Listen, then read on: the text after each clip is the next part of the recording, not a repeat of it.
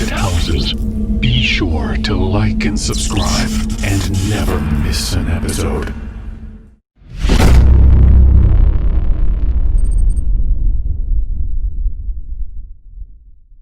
When my sister goes out of town, I'm typically the one she calls on to house sit for her.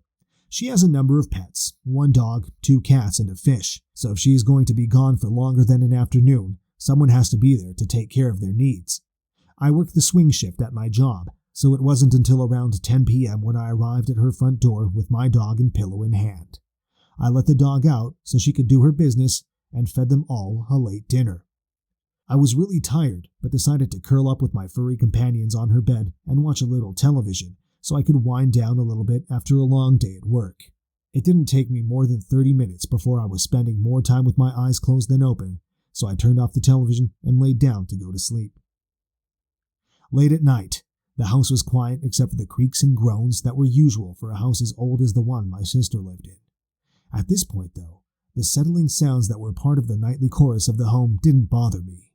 I was right on the precipice of falling asleep when a floorboard groaned from out in the hallway. It happened a second time, and then a third. It sounded like someone was stalking through the house toward my sister's bedroom. All traces of sleep vanished in a rush of fear. I expected to see someone rush into the room at any moment, or to see a shadow passing across the wall outside my door. I sat there as still as I could, trying not to make a sound that would draw attention to the door. My sister's cat seemed to sense something and decided at that moment to jump off the bed and scram out of the bedroom door. The light thud the cat's paws made when it hit the hardwood floor sounded like a drum being struck in the silence of the house. I knew whoever was out in the hall had heard the noise and at the very least had seen the cat run out of the room.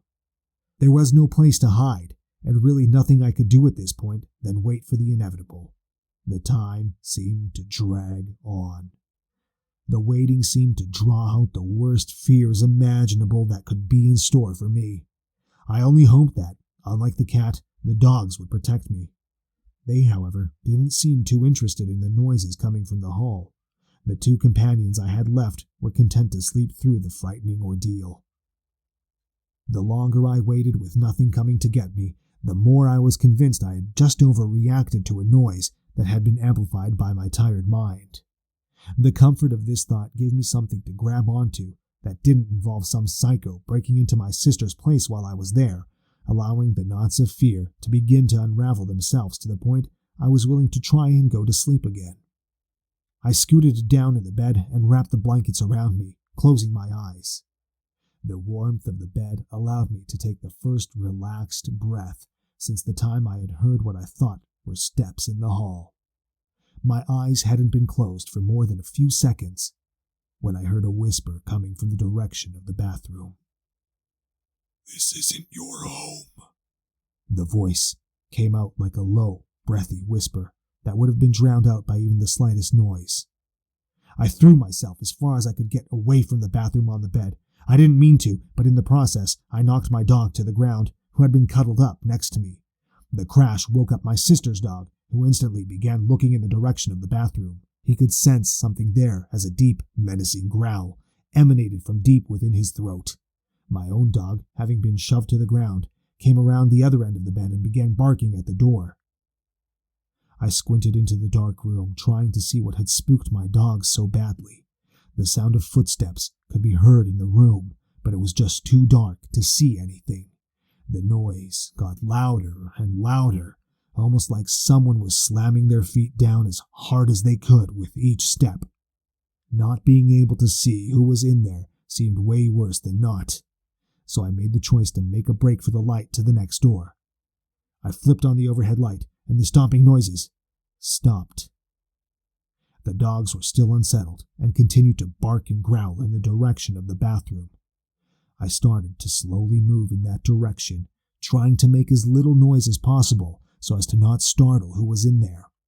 When I passed by my dog, she quickly bit at my ankle hard enough to get my attention. It was like she was telling me not to go in there, to stay away. I sat there listening to the dogs growl and bark at the door for almost 2 minutes. Then almost as quickly as they had started, the hair on their necks went down, and they began walking in circles, whining. My sister's dog walked slowly into the bathroom and seemed to be looking for something. In and out he went, as if somehow something would be different the next time he walked in. I decided I would look for myself. When I reached the door, something felt odd about the space, but I assumed my nerves were just frayed from what I had just witnessed. I looked into the bathroom, trying to see if someone was hiding in there, but the room was vacant. Feeling like it was safe to go in, I walked into the room and tried to see if there was anything that could explain what I had heard. Nothing seemed out of place. It was like nothing had been in there, that I had imagined the entire thing. I don't think I have to say that I wasn't able to sleep for the rest of the night. Every pop or groan of the floor startled me awake. Until my sister moved out of that house, I refused to stay there when she was out of town. When she asked why, she told me that she had experienced a number of things herself while living there, but nothing like I had described. Really, I just wish she would have told me before I agreed to stay there.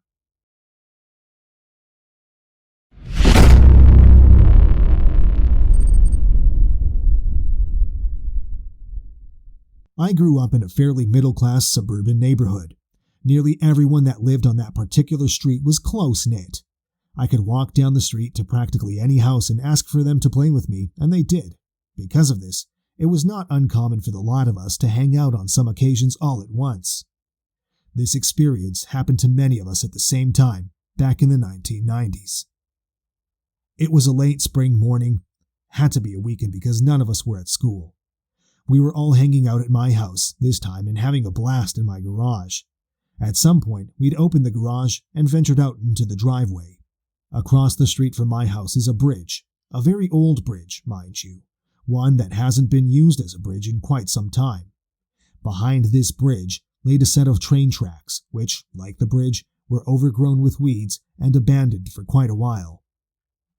Patrick, one of my next-door neighbors, who was about a year older than myself at the time, noticed the woman first. He'd pointed over at the train tracks and asked if anyone saw the woman who was pacing back and forth. We'd all stopped what we were doing and squinted our eyes in the direction of his pointed finger. Sure enough, a woman with long brown hair stood swaying on the tracks in a dark, black cloak. She'd sway, as if possibly drunk, as she paced back and forth. It was so odd. We'd all exchanged questioning looks and then shrugged it off, as she was minding her own business. After a while of hanging out in the driveway, we began to collectively move back into my garage to hang.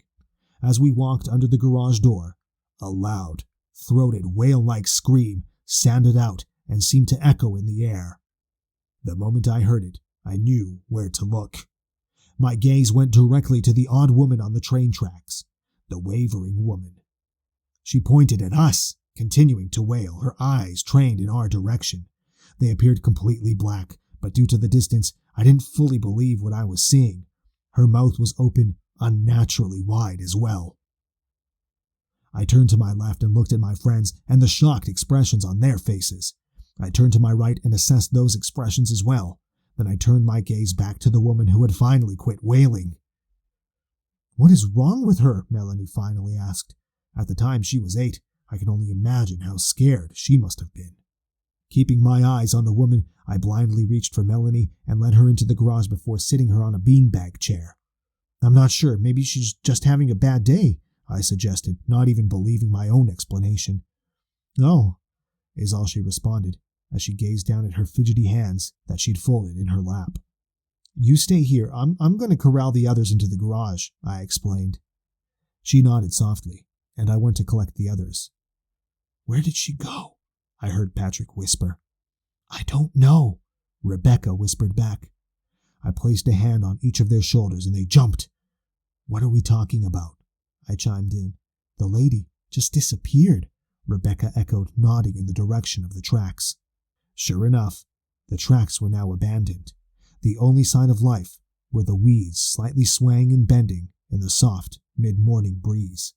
"Let's go back into the garage," I suggested. "Don't have to ask me twice," said Tommy as he shuddered, and he turned and walked past me into the garage. "I think I'm actually going to go home." Rebecca seemed unsure of her decision, but was probably too freaked out to want to stay and see how everything unfolded. I nodded, Okay, see you tomorrow? In a hasty reply, she nodded back and silently walked 2 houses over and disappeared inside. Patrick and I joined Tommy and Melanie in the garage. You all okay if I shut the door for a bit? I asked, my hand already on the button, waiting for responses. In unison they nodded, and I pressed the button. For a while, we forgot about the creepy lady on the tracks. We played for a few more hours until the sun began to set, and it was time for everyone to go back home for dinner.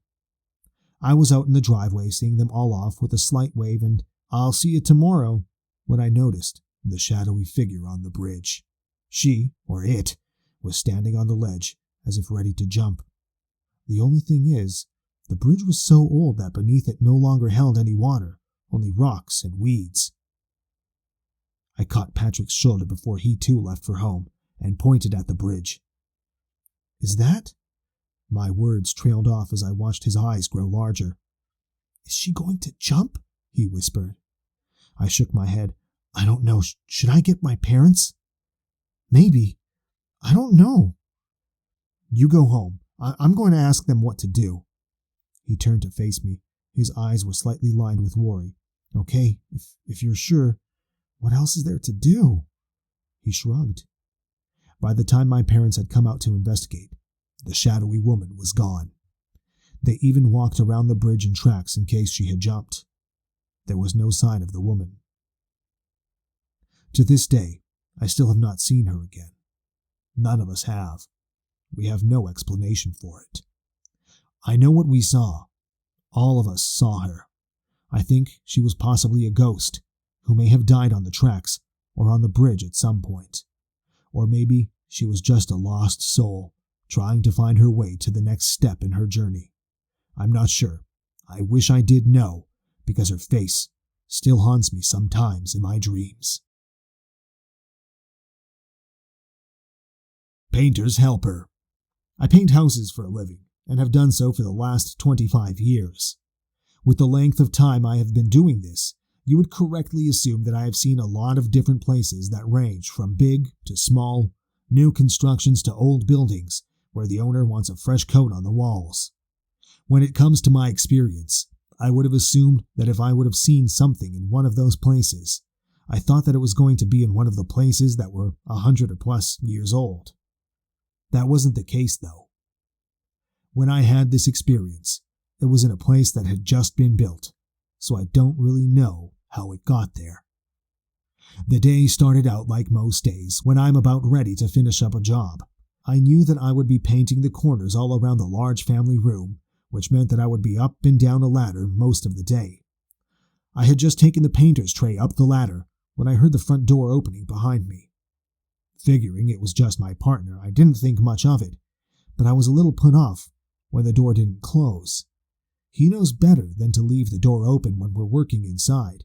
If dust gets into the wet paint, we could have to do a lot more touch-up than usual.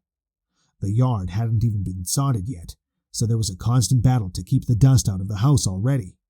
I climbed down and went to the front door and closed it. It was a small oversight, nothing to get bent out of shape over, as long as it didn't happen again.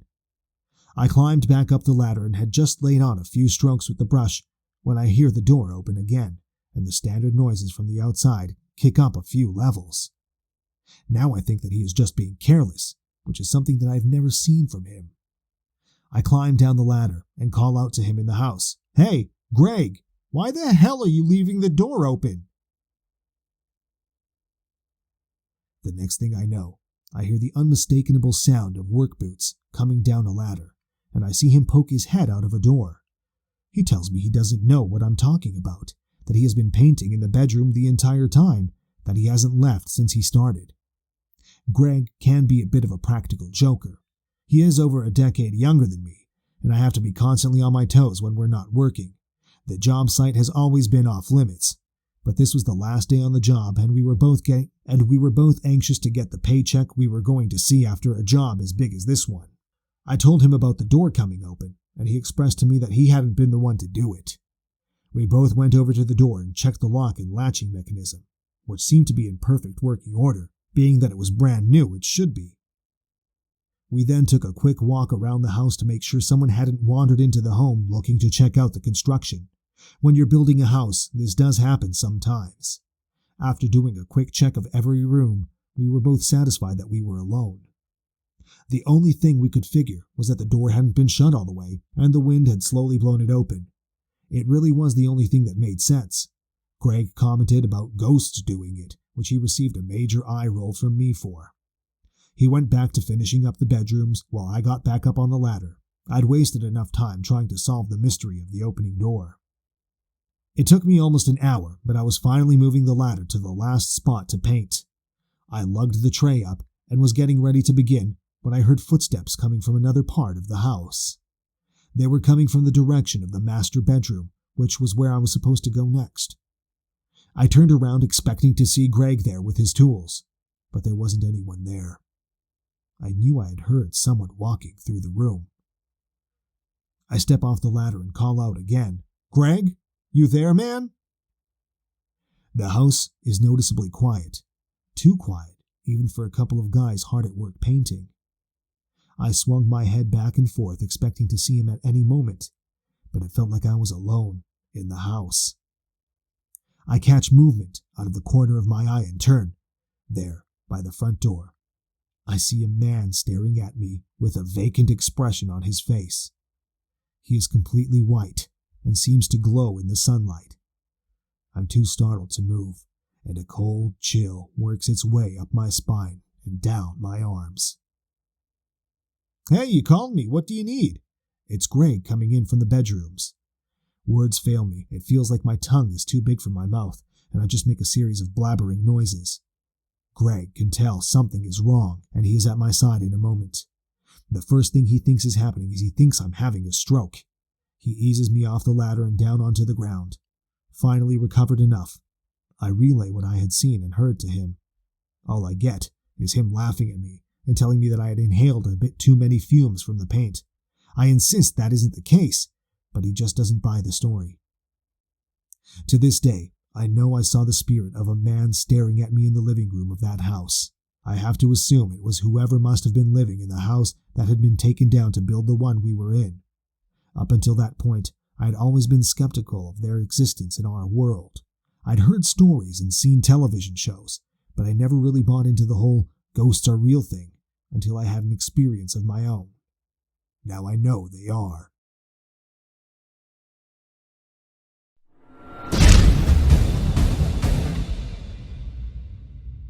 It was 1983 when my wife was diagnosed with cancer. The doctors had said it was terminal. There was nothing we could do. I was having to work full-time in order to cover the medical bills, and I was struggling to take care of her on my own. Firmly against putting her in hospice care, we decided to temporarily move in with her parents. They would be able to provide extra care, and in the end, she would be surrounded by those she loved the most. Shortly after moving in, my wife ended up contracting a slight cold, and we knew it might possibly mean the end for her. Her immune system was weakened severely from the cancer, and her body was not strong enough to fight against even a simple virus. I had taken an entire week off work to look after her and stay by her side with the hope of her getting over it. She had fought her illness this long, and I was desperate she continued to do so, but I also knew I had to face the harsh reality of her eventual death. It was late one evening when I was sitting by the side of her bed, reading the newspaper aloud to her until she drifted off to sleep. I kept glancing across at her, taking in the sickly pallor of her skin, the wan curve of her lips, until her eyelids began to flutter, and she eventually fell into a doze. I set down the newspaper and curled up in the armchair, watching as she tossed and turned in the bed, coughing every now and then. It was a horrible feeling, watching a loved one get sick and knowing there was nothing you could do about it. I was almost dozing off myself when something made me jolt upright. Someone had cried out. I immediately looked towards my wife, but she was still fast asleep, and there was no pain evident on her face. I waited a second, listening out, but didn't hear the noise again. I thought that perhaps I had dreamed it, or mistook a different noise for something else. I stood slowly from the chair, stretching out the cricks in my back, and went downstairs to make myself a cup of hot tea. I was wary of putting any lights on, not wanting to wake anyone else in the household, and fumbled blindly through the darkness to the kitchen. As I searched through the cupboards for the tea bags, my whole body froze. A chill settled on the back of my neck. Someone was crying. It was a harsh, lamenting sound, an unnatural wailing, the likes of which I had never heard before. The chill grew stronger, and goosebumps raised the skin of my arms. I glanced around me in a panic, rubbing at my bare arms as I tried to determine where the horrible crying was coming from. For a moment, I wondered if my mother-in-law was being plagued by nightmares or something, but I was certain she was asleep upstairs. This noise sounded unnervingly close, and somehow I knew it didn't belong to anyone in the house. I crept out of the kitchen, barely making a sound, as I moved on my tiptoes and tried to follow the noise. Grew louder as I went through the front sitting room and towards the front door. Here, I froze. My breath formed a white specter in the chilled air. It was cold here, unnaturally so. Definitely a few degrees lower than the rest of the house. And the crying was louder, too. It almost seemed as though it was coming directly from the other side of the door. It was horrible, piercing wail, full of grief and sorrow, and I felt my own heart tremble in response to it. I was desperate to know who was making such an awful sound, and yet part of me was also terrified of discovering the truth. In the end, I managed to coax some courage into myself and moved forward, pressing my hands against the grainy wood of the door as though for support. I leaned tentatively towards the peephole and peered out. The crying stopped almost immediately. My eye darted left, then right, but there was nobody out there. It was dark, but I could see clearly that the porch was empty. The silence that followed was heavy and unnatural after the constant sound of the wailing. I hesitantly unlocked the door and pulled it open, intent on making sure there really was nobody out there. Almost as soon as the door was open, I felt something brush past me. It was like a cold blast of air, but one that only lasted a second, feeling almost clammy against my skin. I spun around, looking behind me, expecting to see someone there. The hallway was empty, other than the shadows clinging to the corners of the ceiling. But when I strained my ears over the rumble of traffic in the distance, I swore I could hear the soft pad of footsteps moving away from me. I hastily shut the door, making sure the lock was in place, and hurried back towards the kitchen, trying to make sense of what had just happened. My hand went automatically towards the light switch this time, not wanting to be left in the dark, and for just a moment, as the bulb warmed up, I thought I saw something. It could have been my eyes playing tricks on me, but I was sure I had seen a face staring at me from the darkness. A woman's face, pale and thin. But when I stared, there was nothing there. I quickly came to the conclusion that I was simply tired. I had barely slept recently out of worry for my wife, and it was probably just my sleep-deprived imagination that was making me experience all of these strange things. I returned to the kitchen table, sipping on my tea and reading the paper, trying to push away my lingering unease so that I could eventually get some sleep. But in my mind, I could still hear the echoes of that horrible wailing and feel the cold brush of air on my skin. It must have been some time after midnight that I eventually dragged myself upstairs and got some sleep. It barely felt as though I'd closed my eyes before I was being shaken awake again by a hand gripping my shoulder. My mother-in-law was stood there by the side of my bed. Her cheeks were glistening with tears, and I could see she was finding it difficult to keep herself together. I quickly sat up and pulled her into a hug, already knowing the words she was about to say. My wife was gone. "She's gone," she whispered with a shaky breath. "She passed peacefully earlier this morning."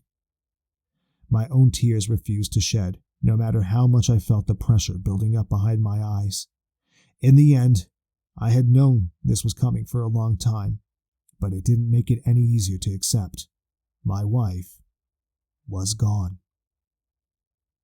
I stayed with my parents-in-law until after the funeral, reluctant to leave them during this difficult time.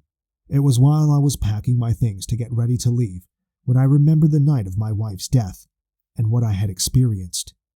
Even now, I couldn't forget it. I ended up asking my father-in-law if I could speak to him and pulled him out of earshot of his wife. He asked me what was troubling me. The night my wife passed away, I began, unable to keep the wobble out of my voice. I had an experience. I could hear this horrible wailing throughout the house. I thought it might have been someone having a nightmare, but it didn't sound like anyone in the house. When I opened up the front door to see if anyone was outside, I felt something go past me into the house. At the time it felt like cold wind blowing inside, but it only lasted a second. I expected my father-in-law to dismiss my words as nothing but the delusions of grief, so I was surprised when he began to nod. His face had taken on a solemn tinge. "You heard the banshee." "The what?" I asked. I had never heard of the word, but the expression on his face was enough to bring another chill to my spine. Goosebumps raised the skin along my arms. "The banshee is a warning that death is approaching. It must have been attracted here by..." He was unable to finish, but I understood his meaning. The banshee had come because my wife's death was near. What I had experienced was an omen. I didn't want to believe it, but there was no denying what I had experienced that night. I would never forget those unearthly wails.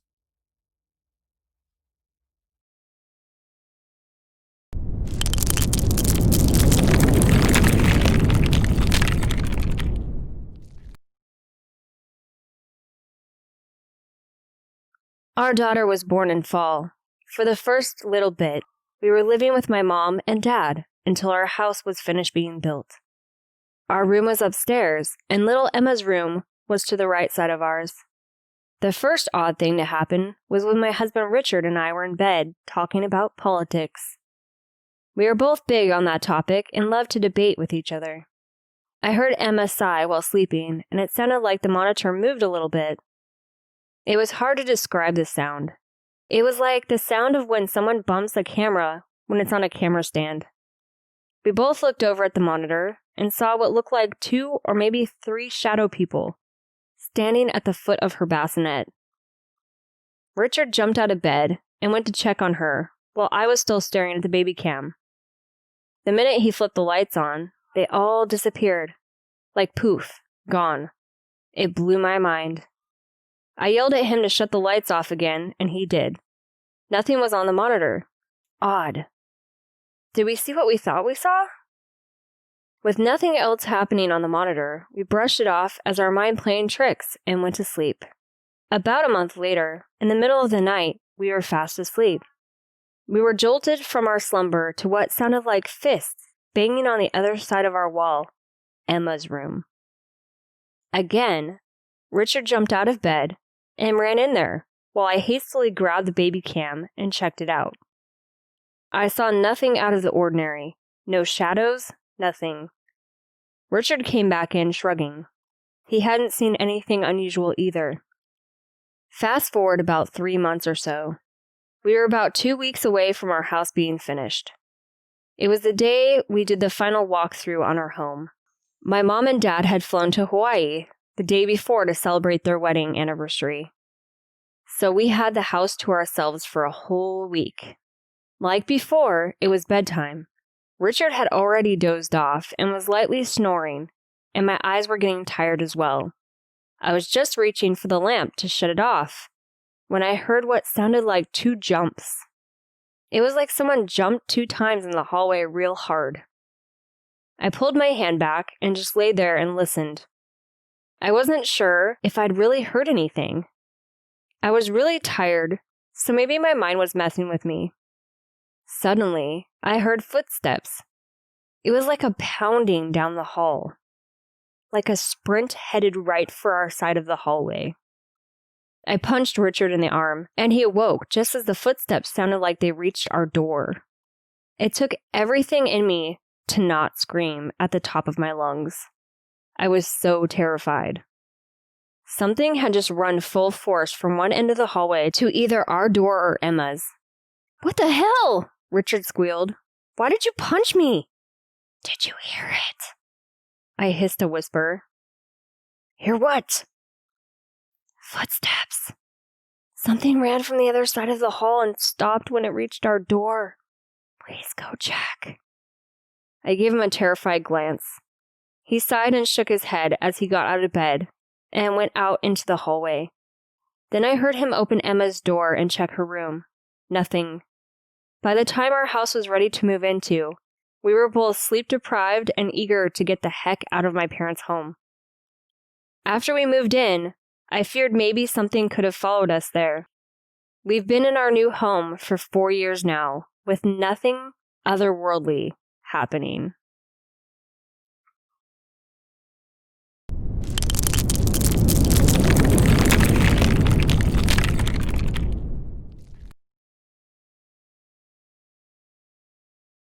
They say that a dog is a man's best friend. They say that they will always be there for you, love you no matter what. I came to find out how true this was last year when I found a dog wandering the streets near my home. He looked disheveled and half-starved, which should have told me to stay away, but I love animals, especially dogs, and I just couldn't leave him there. I know it was a long shot, but I figured that I would at least give someone a chance to claim him. I pulled over and called him to me. The dog seemed to consider it for a second, before he walked slowly over to me. He didn't attack me immediately, which I took as a sign that he wasn't rabid. So I loaded him into my car, and I headed back to the house. After bathing him, I made a call to a vet so I could get him checked out. Although clean, he didn't look as bad as I had thought when I first saw him. But he was still very thin, and I didn't know if he had been chipped or had been given all of his shots. I also took his picture and made a flyer, and printed out 50 copies so I could put them around the area to see if someone had been missing their dog for quite a while, based on how he looked when I found him. That night, after finding something that I figured was somewhat healthy for a dog to eat, I went to bed and placed a couple of blankets on the floor for him to lie on. Well, him staying on the floor lasted about 5 seconds because by the time I got into bed, he had jumped up there with me and was unwilling to move. I guess I had a bed companion for the time being. I just hoped he didn't hog the entire bed at night. It also gave me hope that he belonged to someone. Throughout the week, I took the dog to the vet and proceeded to hang up my homemade flyers over the entire area. By the time I was done, I was sure that I would get a call if someone knew the dog. Surprisingly, though, my phone never rang. I couldn't believe that someone wouldn't be out there looking for him. With all the time I had spent with him, I just couldn't get rid of him or take him to the animal shelter. I had a dog before, but it had been a while, so I figured it was as good time as ever to get a new one. I decided to name him Stewie, and I knew we would be best friends immediately. Things started getting a little weird about a month after I decided to keep Stewie. It began with him staring into the corner of my room. There wouldn't be anything there, but he would start barking and jumping up and down, as if he would when I had just gotten home from being gone all day at work. No matter what I did to get him to stop, he would continue for a few minutes. And then he would move around the house like he was looking for someone that had suddenly vanished. Every dog has their little quirks, but this was something I hadn't seen with any dog I had had before. The strange behavior went on for a few weeks, other than a few times where I felt like I wasn't alone, but I just brushed it off as me being paranoid. Nothing else seemed to happen. Then one night, when I was about to fall asleep, I felt the bed depress. I figured that Stewie had gotten on the bed, but I looked over and he was asleep next to me. There was no way that he could have been the one to disturb the mattress. I looked around the room, thinking that someone was there with me, but I didn't see anything. Then from the corner of the room, I heard a whistle, like someone would when they were calling a dog to them.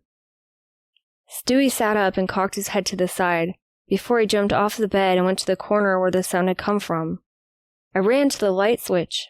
Someone was in here, and I wasn't going to be blind to where they were. I could hear my dog behind me jumping up and down in happy excitement, but he seemed to stop as soon as the lights were on. I looked from corner to corner, not sure about what I expected to see, but there just wasn't anyone there. The room was empty. It was just Stewie and me. How could that be, though? Someone had whistled for him. I had heard it. And he had gone to them. Why would he have done that? What has he been seeing in the room in the last few weeks? I didn't think I would sleep a minute that night. My eyes just kept darting around the room, expecting someone to show themselves. Stewie obviously wasn't going to protect me from the intruder. In fact, he seemed to like them more than me. Had his previous owner found me and broken into my home? It didn't seem likely. I looked around, trying to find where Stewie had gone to. After I flipped on the lights, I lost track of where he'd gone. Finally, I found him pawing at the back door like he needed to go to the bathroom.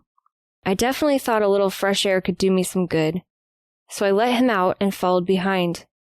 Instead of going to the bathroom, he ran to the fence and seemed to be trying to escape the yard. He kept pushing on the gate with everything he had, trying to wedge his way out. He seemed to get stuck about halfway, and I went to try to free him and get him back in the house, but when I got near him, he growled at me. A noise I had never heard from him before. He seemed to squeeze himself a little more, and he bolted through the fence away from my house. I briefly thought that I might be able to catch him, but he disappeared around a corner, and I never saw him again after that. I even tried making posters, but no one seemed to have any information about where he had gone. It was like he had simply disappeared. Whatever happened that night, I think that Stewie's previous owner had died, and had somehow been connected to him. I think that he followed him into my home, and when Stewie seemed to be getting closer to me, he got him to leave. By now, Stewie has passed away, but for years, I would occasionally wonder if he was okay, if he was safe, and had somehow found a way to free himself of an owner that could no longer take care of him.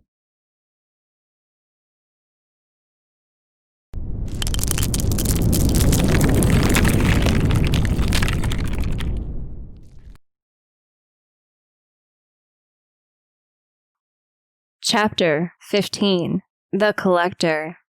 I was in the antique business. It was a family-owned business when I was the third generation to run it. My wife Shelley and I would delight ourselves on the weekends by going to yard sales and garage sales and seeing what treasures we could find. Sometimes we would have a contest who could find the best stuff with $5. Shelley was the best at this. She would always beat me. One time, she did so much smooth talking, she got an antique brass rotary phone for $1. Her ability to wheel and deal astonished me to no end. There was a particular day that Shelley and I went yard sale hunting. We had been out and at it for about 2 hours when we pulled up to an estate sale. The lawn was lined with cluttered tables. We nearly salivated on our walk from the car. We could see from the street that there were mountains and mountains of treasures begging to be added to our store. "Oh my gosh, Nick!" Shelley exclaimed and held up an Antimene mantel clock.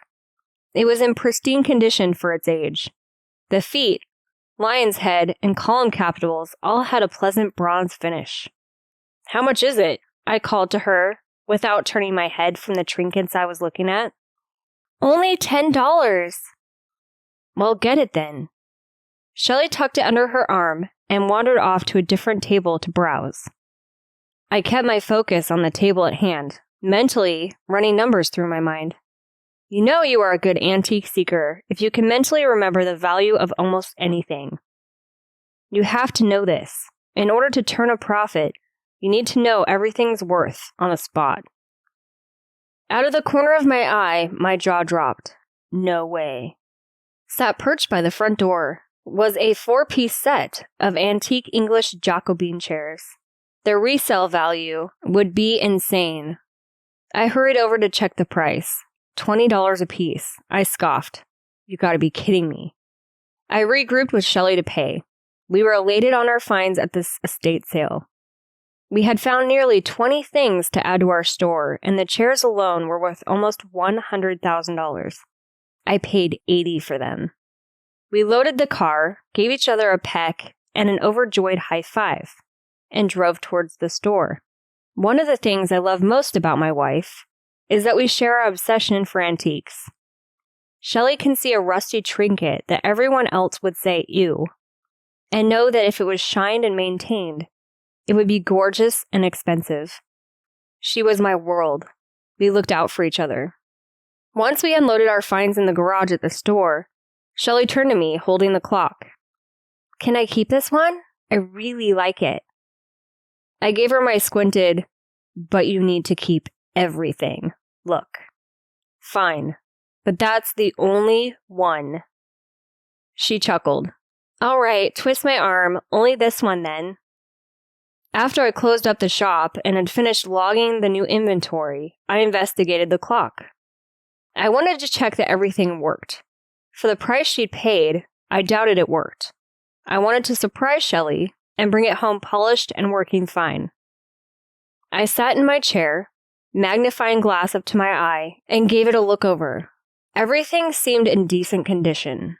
There were a few minor scuffs on the bronze, but nothing I couldn't fix. Then I saw crusty red stuff on the bottom of the clock. It was only the size of a pea. I squinted my eyes and brought the magnifying glass closer. Was that blood? I shrugged it off. If it were blood, it could have gotten there a million different ways. I cleaned the clock up and fixed the hands. They fired to life. Perfect. Shelley would be so excited.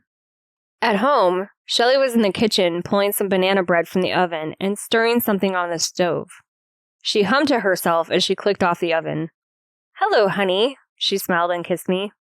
From behind my back, I pulled out the clock and handed it to her. "Something beautiful for my beautiful wife." She tousled my hair. "Oh, you're the sweetest. You cleaned it up for me. Is it working?" I had to mess around with it for a bit, but it seems to be working fine now. What's for dinner? French onion soup and banana bread. Once dinner was over, we watched a half hour or so of TV, and then went to bed. Shelley placed the clock on her nightstand on her side of the bed. At 1 o'clock in the morning, we awoke to the oddest of noises. It was not quite a knock, but a low tapping noise. Shelley gripped my arm with her shaking hand in the dark. Both of us were on high alert, yet disoriented from being half asleep. Shelley was whimpering. "What is it, Nick?" Forgetting the pitch-dark room, I rose my finger to my lips to shush her. "Quiet a moment, honey." Through the dark, I saw her head bobble slightly, and her whimpers ceased. I leaned toward Shelley, and the tapping seemed to grow louder on her side of the bed. I bent over more to where my body was lightly laying on hers, and it was even brasher. With a quick tug of my hand, I turned on the bedside light, and the noise concluded. What on earth? Did it sound like it was coming from the clock? I asked, rubbing the sleep from my eyes. Shelley gulped, wide-eyed, and nodded. "I think so, yes." "Well, what the hell is wrong with the thing? I tinkered with it earlier and it seemed fine." I ran my fingers across my scraggly graying beard and thought. Shelley just stared at me like a doe mesmerized by headlights, shrugging. We turned the television on, more for background noise than entertainment. An hour passed before we eventually made our way comfortably tucked back in under the covers. When the light finally woke me from sleep, I outstretched an arm to an empty spot on the bed. "Shelley!" I called. "Yes, Nick?" Her voice drifted from downstairs. "Just checking," I called back. My old body creaked and groaned every time I needed to get anywhere. Slowly I managed to get out of bed and over to my robe hanging on the closet door. I cocked my head to the side in confusion after fetching my robe. There were scratches on the door. I leaned my groaning body lower to get a better look. "Get out." It was written as if a child of 6 or 7 had etched it in, but it was as clear as day. "Hey, Shell, come look at this," I bellowed. Shelley padded up the stairs and stood in the doorway. "What do you need? I'm making pancakes and they're going to burn." I waved her to come over. Look and tell me what this says. Get out, she gasped. Who wrote this? I gave her a sarcastic glare. Well, how the hell should I know? Does it look like I wrote it? Wow, aren't you quite the bear this morning? Shelley turned on her heels and was headed back to the kitchen. What help she was. I continued to investigate the inscription. How odd. Surely if that had been there before, I would have noticed. I hung my robe there every day. Finding no real answer, I shook my head, threw my robe on, and went down for some burnt pancakes. After work that day, I fetched the clock and opened that baby up and took a second look at her. Nothing was out of the ordinary, and it seemed to be working just fine. Huh, weird. I put the clock back together and set it back on the nightstand. Shelley was already in bed, and it was only 7. Going to bed a little early tonight? She nodded. I'm so tired, I couldn't sleep very well last night. I plopped my aging body next to hers. I know exactly what you mean. Business was slow today, so it took forever for the time to go by. I swear I nodded off twice at the shop. She giggled. Oh, I believe you. You nod off all the time, even when you aren't sleep deprived. I rolled my eyes and pulled out my book. It was not long before we both drifted off into an early slumber. 1 o'clock in the morning came too early for both of us. There was the same scratching noise again. Shell, you awake? Yeah? I could feel her trembles through her voice. You stay here. I'm going to see if I can find it without turning on the light this time. She gulped as a reply. As slowly as my old body would allow, with a few pops of my joints here and there, I got off the bed and put both feet on the floor. I tiptoed to her side of the bed and listened. It was definitely louder over here. I got down on my knees and listened before looking under the bed. Nothing was under there either. I was starting to feel like a young boy with monsters hiding in his room. I rubbed both hands over my face in tired frustration. I just could not seem to figure it out. Shell, just turn the light on and stop the noise, I demanded, annoyed and defeated. Where are you going? I have to pee. Oh, okay. In the bathroom, I didn't close the door all the way, nor did I think to turn a light on. After I was done and washing my hands, I saw it. It was like a pitch-black blob, like an ink spill that seemed to form into a person. Not fully a person, but a shadowy silhouette of a person. Then its eyes glowed at me. I blinked my eyes repeatedly and then rubbed them. I could not believe what was happening. Then it started to hiss at me, a hiss like the air slowly releasing from a tire. I quickly slid out the bathroom door and motioned for Shelley to follow me. Come on, get up, I harshly whispered. What on earth? Something is in the bathroom. Those doe in headlights eyes stared at me again. Come on, hurry up. Go downstairs now. We sat in the kitchen for what seemed like hours until daylight. We went through 2 stiff pots of coffee, I'm sure. We talked about the obvious, the clock. It had to be the clock. I was pretty sure the clock had a demon of some sort attached to it, or was haunted. Whatever it was, I did not want it in the house anymore, and thankfully, Shelley fully agreed with me. In the light of day, I walked it out to the trash. Good riddance. Since the clock has been gone, nothing unusual has happened. No tapping or scratching or shadows with eyes. I guess this is a lesson at best. Sometimes you can find a good deal through others' treasures, but everything has a history. History comes with pasts that are unknown.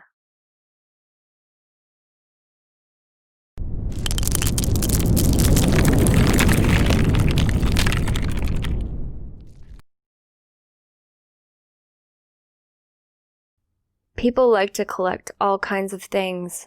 Dolls, stamps, even cars. Me, I collected street signs.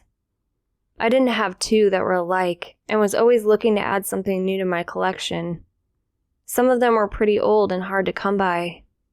The ones that seemed to be the most sought after were ones that had been involved in some kind of traffic accident. The worse the accident, the more the sign was sought after, and thus was worth it. A lot of times, you have to be really lucky to find them on the side of the road, or be in the right place at the right time when the pole a sign is on gets taken out by a car. One of the more modern signs I didn't have was one that had a merging traffic symbol on it. For some reason, the simple sign would elude me time and time again. I started to think that I may never get one. Then tragedy struck one day when I was getting on the freeway. A car crossed in front of a semi, and with the difference in weight, there was only going to be one outcome. The compact car bounced off the front bumper and flipped 6 or 7 times before coming to rest in a ditch. Parts of the car were strewn all over the road from the deadly rollover. I knew I was going to be late getting to work since I was now stuck where I was at.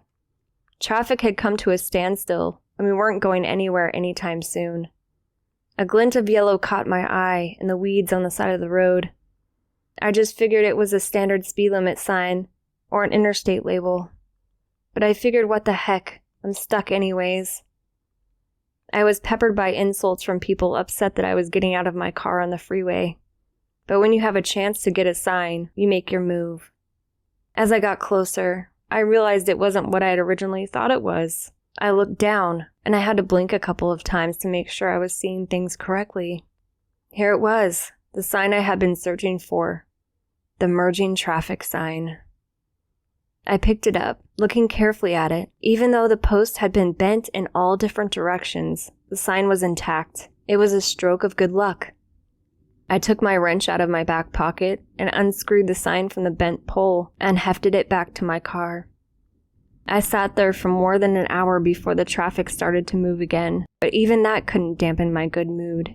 I spent all day thinking of where the perfect place would be to put the new addition to my collection.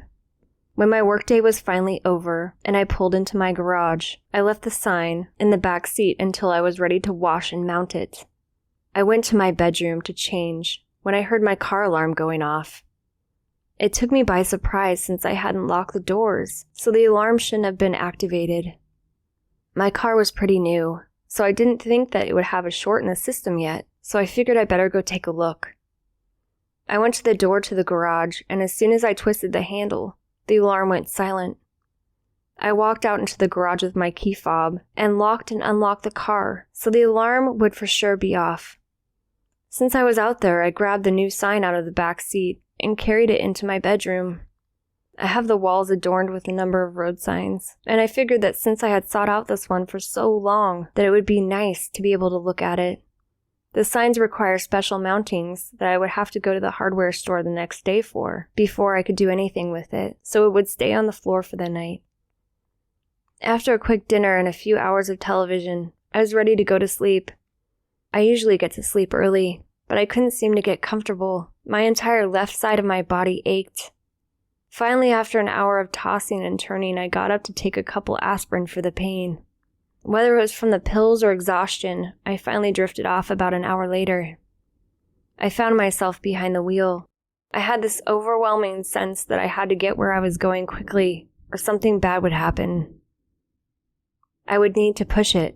I sped down on the on-ramp, not even bothering to check for oncoming traffic. I only cared about what was in front of me. The people behind wouldn't catch me. The car quickly gained speed as I near the merge area, and it looks like I have managed to find an empty spot to turn into. I press the gas to get to the freeway speed and turn the wheel. Unfortunately, I don't see the shadow blocking the sun until it's too late.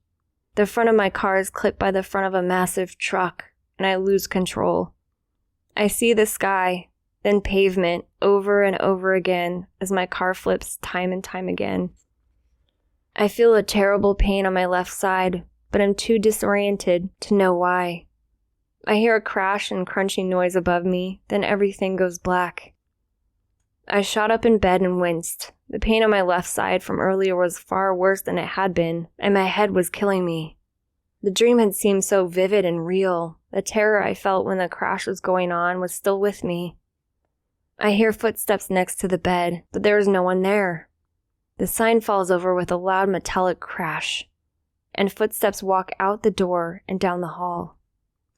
I sat there not sure what had just happened. I believed in ghosts. I believed ghosts could exist, especially when people died under tragic circumstances. First, there had been the alarm, then the pain, the car wreck dream, and then the sign falling over after hearing footsteps walk over to it from the bed. I looked over at the back of the sign that now lay flat on my bedroom floor. The only thing that made sense was that the man had died in the car crash I had seen earlier. Had he been drawn to the sign I had brought home? I now believe that this was the case. I think he was telling me that my precious sign came at a price. And even though I didn't have any part in it, I profited from his death. I thought about getting rid of it, but I just couldn't do it. I like to think of it as a memorial to him. I just hope the man has found peace.